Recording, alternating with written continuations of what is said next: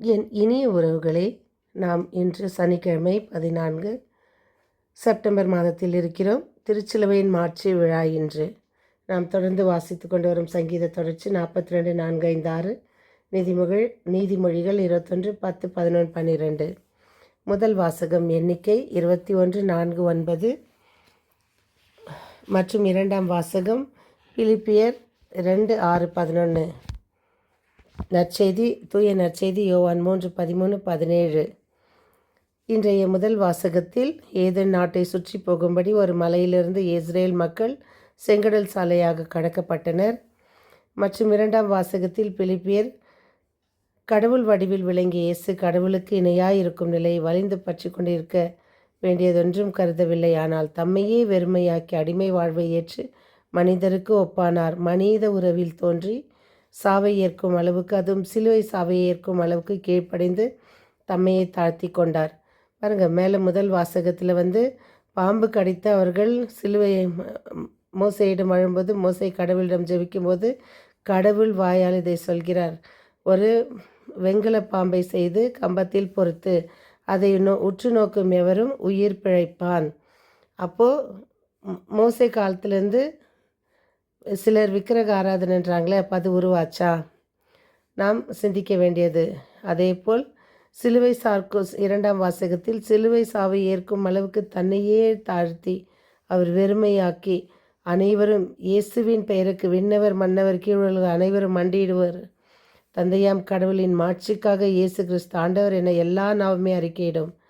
அதற்காக அவர் அதை செய்தார். இயேசு அக்காலத்தில் விண்ணகத்திலிருந்து இறங்கி வந்துள்ள மானிட மகனை தவிர வேறு எவரும் விண்ணகத்திற்கு ஏறி சென்றதில்லை.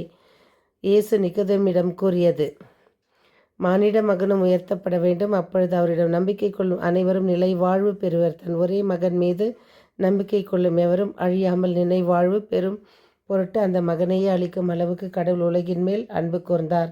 உலகிற்கு தண்டனை தீர்ப்பளிக்க அல்ல, தன் மகன் வழியாக அதை மீட்கவே கடவுள் அவரை உலகிற்கு அனுப்பினார். ஆயர் புல்டன் ஷீன் ஒரு சிறைசாலை சந்திக்கிறார். அங்குள்ள கைதிகள் கூட்டத்திற்கு ஒரு உரை நிகழ்த்துகிறார். அந்த உரையாடலின் தொடக்கத்தில் அவர் சொன்னது எல்லோரையும் அதிர்ச்சியடை செய்தது. அவர் கைதிகளை பார்த்து சொன்னது என்னவென்றால், நான் ஒரு ஆயராக இருக்கலாம், ஆனால் நானும் நீங்களும் ஒன்றுதான். நாம் எல்லோரும் தவறு செய்தவர்கள்தான்.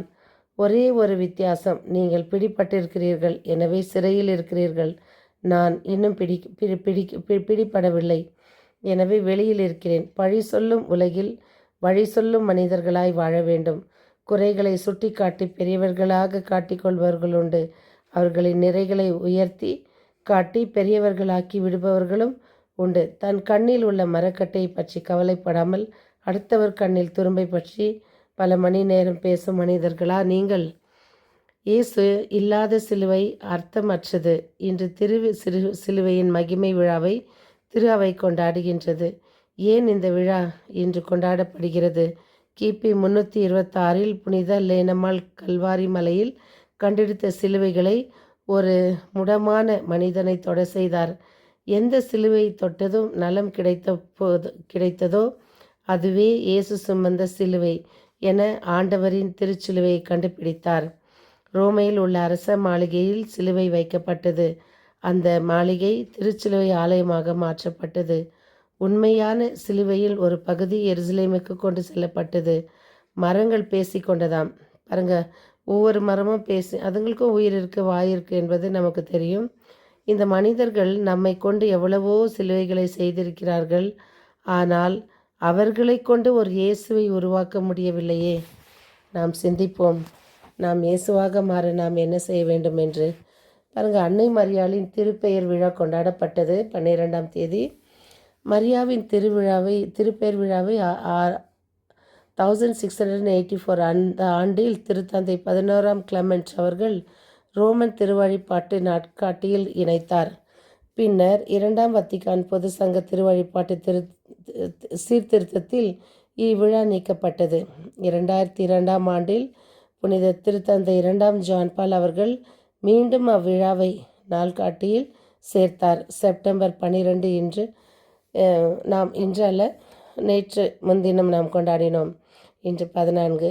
மரியாவின் புனித பெயரின் விழாவை சிறப்பிக்கின்றோம். ஒவ்வொருவரையும் நம் அன்னையிடம் செல்வோம். நம் கிறிஸ்துவ கண்ணோட்டத்தை கொண்டிருக்க நம் அன்னை தூண்டுதலாயிருக்கிறார். இதன் வழியாக நாம் அன்னையைப் போல் வாழ்ந்து அவரது திருமகன் இயேசுவை என்றென்றும் பின்பற்ற இயலும் என்பது எனது நம்பிக்கை என்ற அந்த இணைப்பெயருக்கு நாமும் இயேசுவின் சிலுவையை நம்பி இயேசுவின் பின் இந்த மரங்கள் பேசிக்கொண்டது போல் ஒரு இயேசுவை உருவாக்க முயற்சி செய்வோம். மீண்டும் சந்திக்கும் வரை உங்கள் அன்பு தோழி.